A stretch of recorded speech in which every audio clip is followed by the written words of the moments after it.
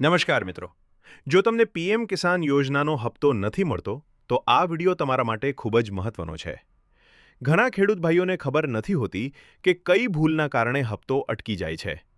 આ વિડિયોમાં આપણે જાણીશું કે કયા કારણોથી પીએમ કિસાનના પૈસા નથી આવતા અને તેનો ઉકેલ શું છે. સૌથી પહેલું કારણ છે કે વાયસી પૂર્ણ ન હોવું. સરકાર દ્વારા હવે પીએમ કિસાન યોજના માટે KYC ફરજિયાત કરવામાં આવ્યું છે.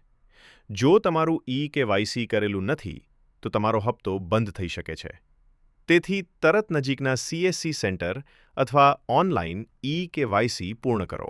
બીજું કારણ છે બેંક ખાતાની ભૂલ.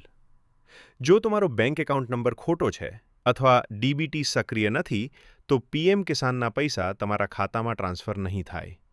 તેથી બેંકમાં જઈને તમારી માહિતી ચેક કરાવો. ત્રીજું કારણ છે જમીનના રેકોર્ડમાં ભૂલ. પીએમ કિસાન યોજના માત્ર એવા ખેડૂત માટે છે જેના નામે ખેતીની જમીન હોય.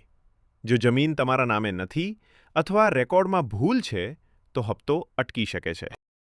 ચોથું મહત્વનું કારણ છે આધાર કાર્ડ લિંક ન હોવું.